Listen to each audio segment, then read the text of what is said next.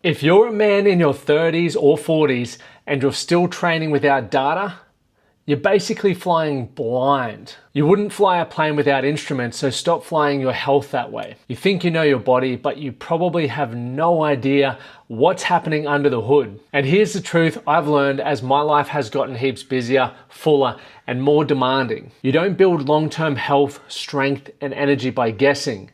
You build it by tracking the right 5 numbers. The difference between men who age powerfully and the men who decline early often comes down to whether they track these numbers or not. And it's something that I've worked on over the last couple of years. So today I'm going to walk you through exactly what those 5 numbers are, why they matter, and how they will completely change your energy, your strength, and your longevity. By the way, if you want to see how you score across all 4 areas of your life, take the Core 4 scorecard, it's linked below. If you're here for the first time, my name's Lachlan Stuart and I am a life coach who helps men build a strong body, a calm mind, clear purpose, and a confident life. And I do that with the process of the Core 4. But I'm also the guy who ran 58 marathons in 58 days across the entire US, so all 50 states and 8 states and territories of Australia. And to be honest, I'm fitter now and more capable at 34 than I was at 24 because of the 5 numbers that I'm about to share with you. So let's jump in. As I've gotten older and life has gotten busier with business, marriage, responsibility, taking on big challenges and pressure, I realized something important. Looking fit wasn't enough anymore. I didn't want to just be fit for a photo, although I do love that, or fit for a session. I wanted to be fit for the next 30 years. Capable of doing hard things, capable of carrying my life, especially as I'm about to become a dad, capable of pressure and being pain-free, energetic, and reliable, a strong father, a better husband, and a better leader. But that doesn't come from random training and blind effort. It comes from measuring what actually matters, these numbers that I talk about that tell you the truth about your body. And this is what the Strong Body Dashboard is. And before I give that to you, I have been training at an elite level for a number of years, and what I want to give you is something that everyday people can work with. So whether you are wanting to be an elite athlete, or you are an elite athlete, or you're just a bloke who wants to get more out of their life, I have used this and seen it work with men across all ranges of fitness and life to improve the scores that we're about to share with you. And there are more that we could go into, but I believe these are the ones that, if you want to keep it as simple as possible, are the ones that if you were to focus on these and focus on improving them, they're going to give you the best bang for your buck, okay?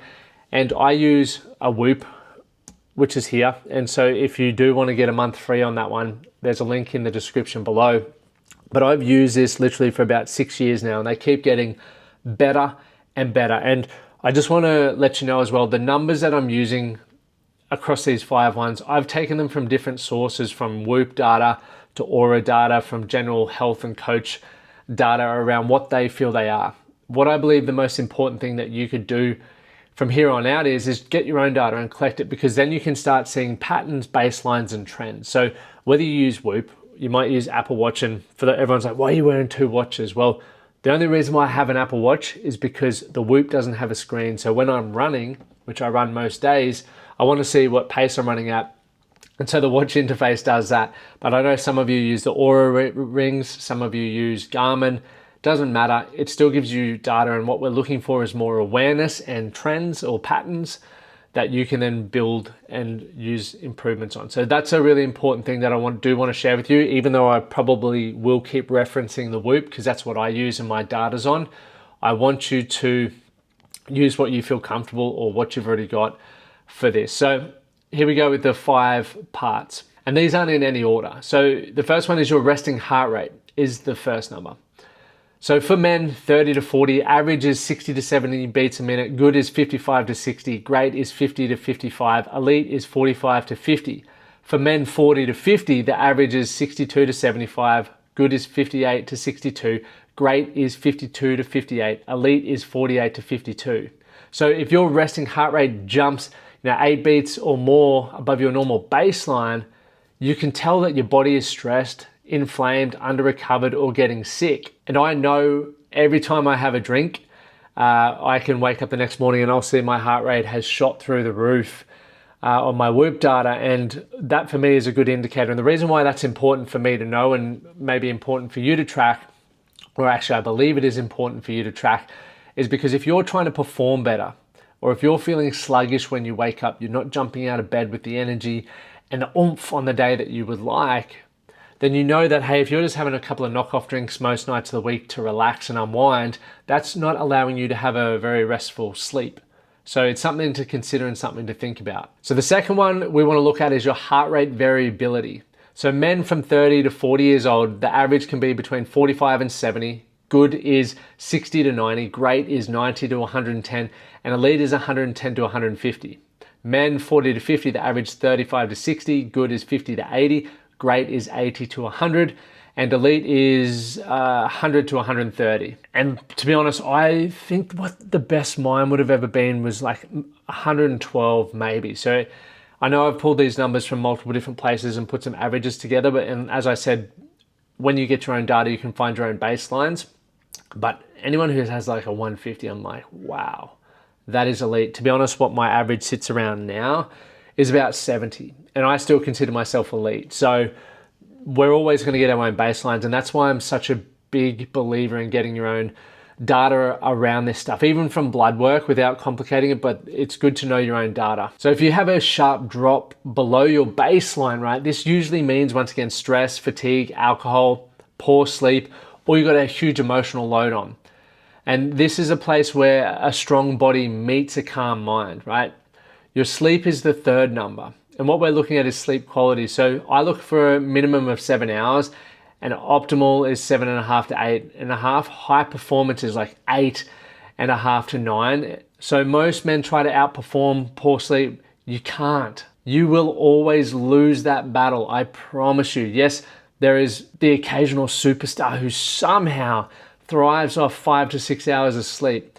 Before I moved to America, I was doing this and I was getting through, but it wasn't until I actually allowed myself to have more sleep, I realized how much I was underperforming, how unfocused I was, and how unproductive. Sleep is literally the backbone to your strong body score, right? Your training load or strain is the fourth number that we want to check. So weekly training volumes of around 150 minutes minimum, right? 180 to 240 is good.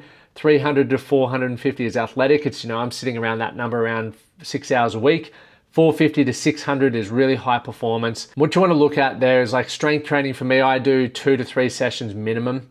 And then 4 to 5 would be optimal. But cardio, you can hit 2 to 3 sessions in zone 2, meaning you can talk, and occasionally throw in that high intensity. What I usually follow if I'm not training towards, some world record thing or a marathon or a specific event, is I go back to this format, and this is what I prescribe to most people who just can commit to 5 days a week. Is we'll do one high intensity session to really blow the cobwebs out and hit that anaerobic. We then get 2 strength sessions and 2 zone 2, so longer aerobic sessions, anywhere from 40 to 60 minutes, where you can talk the whole time. That's what I sort of look at. And from a stretching and mobility standpoint, I'll generally sprinkle that in just before and after session. So if you do follow the programming to a T, that works really well as well. And this prevents 2 of the biggest mistakes for people: overtraining yourself into injury or undertraining yourself into softness, right? It's how do we find this optimal load? So your VO2 max is the 5th number of your long-term health score. And this is my main focus at the moment. I'm trying to get mine up to sort of 63. So men age 30 to 39, the average is 37 to 41. Good is 42 to 45. Excellent is 46 to 52. And superior, 52 plus. Men 40 to 49, average is 34 to 38. Good is 39 to 43. Excellent is 44 to 48. And superior, 48 plus. So aim for good to excellent in your age category. Right? This predicts your ability to age powerfully, stay athletic, and live a long and capable life. As I said, I'm trying to get mine up to 63. At the moment of recording this, I'm sitting at about 59 to 60. I actually dropped a point. pissed off about that. So once you get your own data, you'll have your scores as your baselines, and all we want to look at is how do we improve your baselines? How do we improve your data? Because that's requiring you to grow, which means from a strong body perspective, we're helping you become stronger in your body and improving these metrics. So now a bonus metric that every longevity expert agrees on, strength training, right? Strength is one of the most reliable predictors of long-term health and independence. We're looking at grip strength and various other things. So simple benchmarks, as I said, would be what I went through before, but you can look at pull-ups or 90-second farmer's carries, which is going to help with your grip strength. Just an overall good full body program is what I would work on. So here's how to put all of this into practice. We want to track these numbers daily or weekly. Use Whoop, Garmin, Apple Watch, Aura, whatever you have or whatever you want to get access to. Build a 7-day baseline. So what that means is once you get a month's worth of data and we have those averages, you might say, for me, my HRV is sitting at 59. Next week I want to or next month I'm trying to get it to 60. My 7-day baseline for my averages for my heart rate is currently 41 beats a minute. I want to get that down to 40. If I'm looking at sleep, I might be at 6 hours and 58 minutes over the last 7 days on average. I want to get that up to 7 and make sure that my REM and deep score is going up with that as well. And so there's some things that you can do from the baseline. And don't change anything. You're going to start understanding things. Just observe, right? The men that I work with one-to-one, I give them a Whoop as start of their programming. And we start with 4 weeks of data for their baseline, and then we can make personalized changes along the way that are going to improve those metrics. One strength benchmark as well. So if you get a review weekly, what did you do better? What slipped? And what needs adjusting? When you track these numbers, your energy stabilizes, your strength grows, and your confidence rises. Your stress drops, and your mindset, well, this bad boy sharpens.